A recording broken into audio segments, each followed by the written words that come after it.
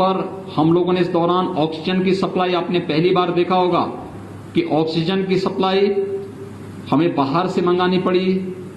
भारत सरकार ने oxygen express चलवाई, वायुसेना के विमानों का इस्तेमाल ऑक्सीजन के टैंकर को लाने ले जाने में इस्तेमाल किया गया और ये लगातार चला है।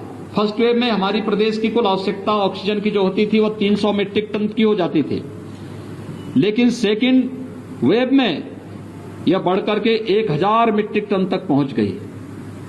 हम लोगों ने लगातार इस कार्रवाई को आगे बढ़ाया है, लेकिन साथ साथ हर जनपद ऑक्सीजन में आत्मनिर्भर हो सके, इसके लिए भी आदरणीय प्रधानमंत्री जी के मार्गदर्शन में एक कार्रवाई प्रारंभ हुई और अब प्रदेश के अंदर हम लोग इस समय 300 से अधिक ऑक्सीजन प्लांट लगाने की कार्रवाई को आगे बढ़ा चुके हैं। मुझे ये कहते हुए प्रसन्नता है कि आपकी मुजफ्फरनगर में भी 6 ऐसे प्लांट लगने जा रहे हैं जो यहां पर 4 पहले से थे, उनकी क्षमता कम थी, 6 नए प्रस्तावित किए गए हैं जिनको हम यहां पर लगाने जा रहे हैं। हम लोगों ने वर्तमान में जो एक आशंका व्यक्त की जा रही है कि गांवों में इन्फेक्शन बहुत ज्यादा फैल चुका है,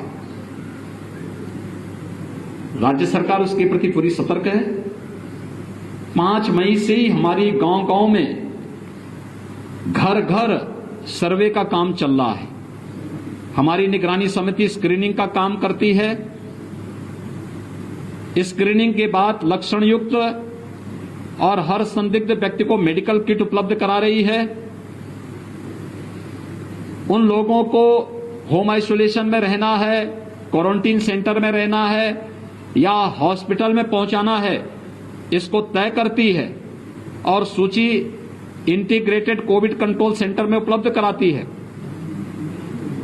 ICCC से 24 घंटे के अंदर रैपिड रिस्पांस टीम उस गांव में पहुंच करके एंटीजन टेस्ट कराती है। एंटीजन टेस्ट के बाद भी अगर कुछ लोगों में संदेह है तो उनका RT-PCR जांच करवाने का कार्य हो रहा है। एक बृहद पैमाने पर एक कार्यक्रम जहां चल रहा है, वहीं साथ ही साथ ये भी तय किया गया है कि स्वच्छता, सैनिटाइजेशन और फॉगिंग की कार्रवाई भी हर एक गांव में हो, कंटेनमेंट जोन में हो। राज्य सरकार ने यह भी तय किया है कि हम लोग जरूरतमंदों को मुफ्त में भोजन उपलब्ध कराएंगे। कम्युनिटी किचन हर एक जनपद में प्रारंभ किया गया है।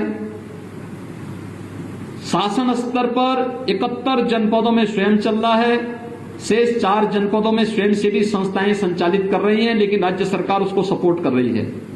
हमने राज्य सरकारों से आज सुबह ही मैंने बैठक ली और मैंने इस बारे में कहा है कि नहीं, राज्य सरकार सभी 75 जनपदों में स्वयं भी चलाए और स्वयंसेवी संस्थाओं के माध्यम से भी हम लोग इसको चलाने की कार्रवाई करें। तो ये कार्य हमारा युद्ध स्तर पर पूरे राज्य के अंदर चल रहा है। कंटेनमेंट जोन में डोर स्टेप डिलीवरी को भी आगे बढ़ाने की कार्रवाई हमारी चल रही है और हम लोग उसको आगे बढ़ाने का कार्य कर रहे हैं। अभी जो आशंकाएं व्यक्त की जा रही है थर्ड वेव के प्रति हम लोग पूरी तरह सतर्क हैं और हर जनपद को कहा गया है, अभी से थर्ड वेव के बारे में आशंका है कि बच्चों पे ज्यादा बच्चे इससे संक्रमित हो सकते हैं।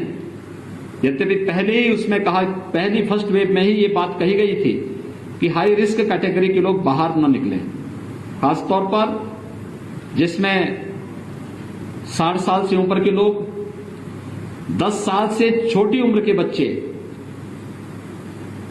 गर्भवती महिलाएं, कम इम्यूनिटी के लोग, कमजोर इम्यूनिटी के लोग और एक से अधिक बीमारी से ग्रसित कोई भी व्यक्ति ये घर के बाहर न निकले, घर में भी मास्क धारण करें। किसी भी व्यक्ति को बाहर निकलना है, जो शेष अन्य लोग हैं, आवश्यक कार्य से बाहर निकलना हो तो मास्क जरूर पहने और 2 गज की दूरी का जरूर पालन करें। थर्ड वेव के बारे में, जो बच्चों के बारे में आशंका व्यक्त की जा रही है, राज्य सरकार ने अभी से अपनी तैयारी कर ली है। हर जनपद में टीकों के निर्माण की, पीडियाट्रिक आईसीयू के निर्माण की कार्रवाई, मैन पावर की ट्रेनिंग की कार्रवाई, पीडियाट्रिशियन, गायनेकोलॉजिस्ट, इन सब की ट्रेनिंग की कार्रवाई राज्य के अंदर हम लोगों ने प्रारंभ की है। ब्लैक फंगस की भी एक, पोस्ट कोविड पेशेंट में ब्लैक फंगस की एक नई चैलेंज हमारे सामने आई है। कुछ मामले प्रदेश के अंदर आए हैं, उनके उपचार की व्यवस्था की जा रही है।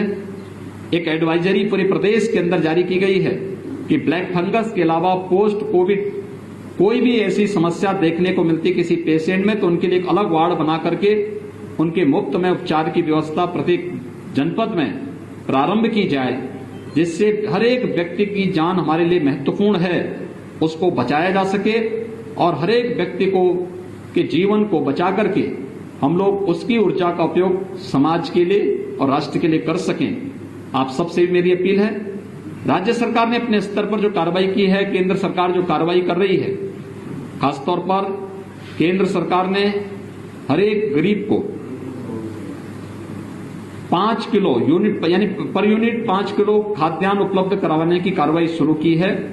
प्रदेश के अंदर 20 मई से खाद्यान्न वितरण होगा।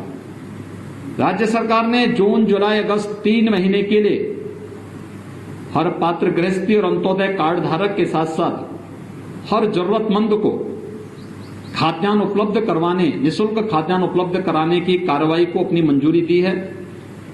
इसके साथ ही जो डेली कमाने वाले लोग हैं, श्रमिक हैं, स्ट्रीट वेंडर हैं, माली है, कुली है, पलेदार है, नाव है, धोबी है, मोची है, इन सभी लोगों को 1000 रुपये का भरण पोषण भत्ता भी प्रदेश सरकार ने अपनी स्वीकृति दी है।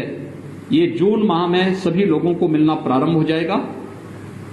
आप सबसे मेरी अपील है कि समाज को जागरूक करने और इस महामारी से मजबूती के साथ लड़ने में, प्रत्येक नागरिक को तैयार करने में, जागरूक करने में आपकी एक बड़ी भूमिका हो सकती है। आपके माध्यम से मैं सबसे अपील करूंगा, हम कोरोना प्रोटोकॉल का पालन प्रत्येक व्यक्ति करे।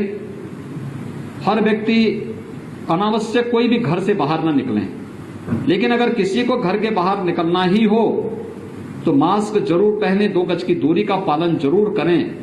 अगर कोरोना के इस प्रोटोकॉल का पालन हर व्यक्ति करता है तो कोरोना के खिलाफ देश की लड़ाई को विजयी बनने में बहुत देर नहीं लगेगी और इस महामारी से, इस सदी की सबसे बड़ी महामारी से हम सफलतापूर्वक विजयी बनने में हमें सफलता प्राप्त होगी। धन्यवाद।